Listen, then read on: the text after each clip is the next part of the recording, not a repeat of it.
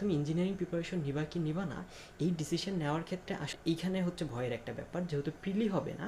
গল্পটা আসলে এখানে শেষ নয়, বরং তোমরা যারা এইচএসসি 26 ব্যাচ তোমাদের ক্ষেত্রে গল্পটা নতুন করে শুরু হবে।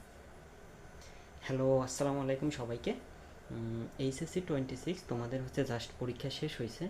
তো আজকের ভিডিওটা বেসিক্যালি যারা ইঞ্জিনিয়ারিং অ্যাডমিশন দিবা তোমাদের জন্য।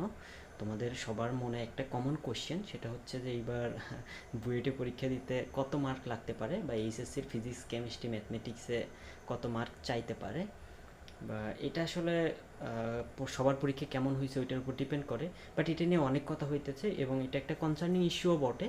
কারণ তোমরা যদি আসলে এটা কনফিউশনে থাকো যে পরীক্ষা দিতে পারবা কি পারবা না, তাহলে পড়াশোনায়ও আসলে ওইভাবে মনোযোগ দিতে পারবা না।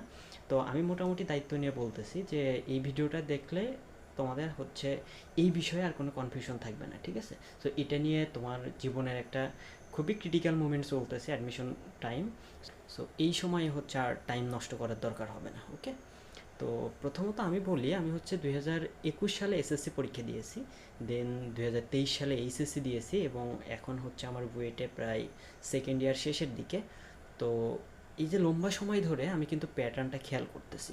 তো কিন্তু কাহিনী হলো যে 2021 সাল থেকে যদি তুমি লক্ষ্য করো, 2021, 22, 23, 24, ইভেন 25 অনেক বেশি মার্ক লাগছে, ঠিক আছে?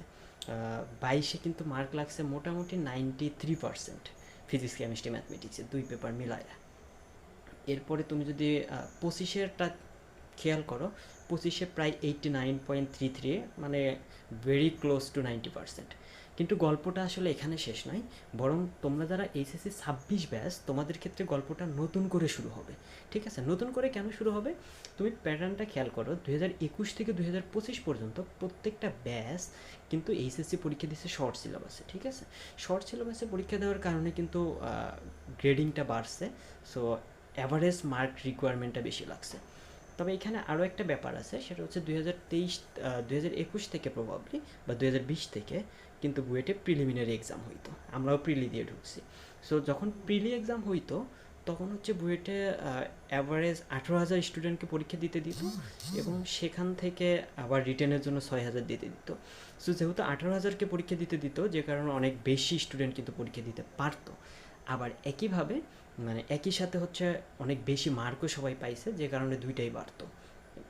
এর আগের বার কিন্তু প্রিলি হয় নাই, তোমাদেরও প্রিলি হবে না। সো এটা নিয়ে প্যারা নেওয়ার কিছু নাই। বাট এইখানে হচ্ছে ভয়ের একটা ব্যাপার, যেহেতু প্রিলি হবে না সেহেতু মোটামুটি 10,000 স্টুডেন্টকে হচ্ছে পরীক্ষা দিতে দিবে। সো তুমি এইচএসসিতে কত পেলে এই 10,000-এর মধ্যে থাকতে পারবা, এটা হচ্ছে ব্যাপার। তো এই বিষয়টা জানার জন্য তোমাদেরকে চলে যেতে হবে 2019 সালে, কোভিডের পূর্বে। 2019 সালে হচ্ছে তোমাদের মতো ফুল সিলেবাসে পরীক্ষা হয়েছিল, হ্যাঁ?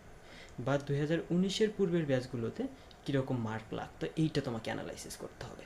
সো 2019 সালেরটা যদি তুমি দেখো, তখন মোটামুটি 500 মার্ক পেলেও কিন্তু 2019-এ পরীক্ষা দেওয়া গেছে।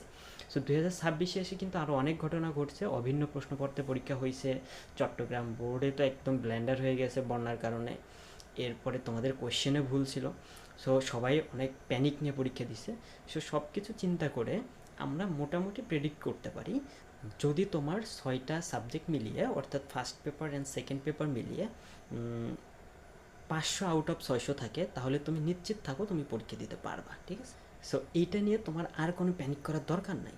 তো এইখানে আরও একটা ফ্যাক্টর আছে, শুধু তুমি এইচএসসি পরীক্ষা ভালো দিয়েছো বা খারাপ দিয়েছো এটা নিয়ে প্যানিক করতেছো। এখানে তুমি ইঞ্জিনিয়ারিং প্রিপারেশন নিবা কি নিবা না এই ডিসিশন নেওয়ার ক্ষেত্রে আসলে তুমি ইন্টারমিডিয়েট ফার্স্ট ইয়ার থেকে কী চিন্তা ভাবনা করেছো, তুমি পুরো এইচএসসি লাইফটা কীভাবে পড়েছো। তুমি যদি ইঞ্জিনিয়ারিং টার্গেট নিয়ে অনেক ডেডিকেটেডলি পড়াশোনা করে থাকো, তাহলে অবশ্যই তোমার ইঞ্জিনিয়ারিং প্রিপারেশন নেওয়া উচিত, এখন আর এসে তোমার ডিসিশন চেঞ্জ করা উচিত না। যদি যদি তুমি এতটুকু এনশিওর করতে পারো যে তুমি এ প্লাস পাবা, ঠিক আছে? তুমি ফিজিক্স কেমিস্ট্রি ম্যাথমেটিক্স সবগুলো সাবজেক্টে এ প্লাস পাবা, এবং ওভারঅল এ প্লাস তো থাকতেই হবে, সবগুলো সাবজেক্টে এ প্লাস পাবা, এবং তোমার মানে আমরা মোটামুটি কনফার্ম করতেছি যদি 500-র উপরে হয় তাহলে তুমি হচ্ছে পরীক্ষায়ও বসতে পারবা, কোনো সমস্যা নেই। ইভেন এ প্লাস পেলেই হয়ে যাওয়ার কথা। 500 আউট অফ 600 হইলে প্রবাবলি 83 পয়েন্ট সামথিং আসে, এত পার্সেন্টেজ আকারে।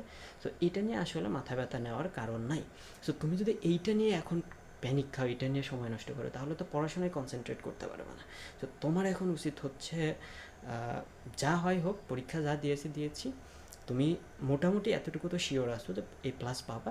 সো তুমি ধুমায়া ইঞ্জিনিয়ারিং প্রিপারেশন নাও, তুমি পড়তে থাকো। যদি ইন কেস কপাল যদি খুবই খারাপ হয়, পরীক্ষা দিতে নাই পারো, সেক্ষেত্রে আরও অনেক অপশন আছে। সো তোমার যদি অ্যাডমিশন প্রিপারেশন ভালো থাকে, তুমি এনি টাইম কামব্যাক দিতে পারবা, যে কোনো ইউনিভার্সিটিতে ক্র্যাক করতে পারবা, এবং ওইটাই হবে তোমার লাইফের টার্নিং পয়েন্ট। ঠিক আছে?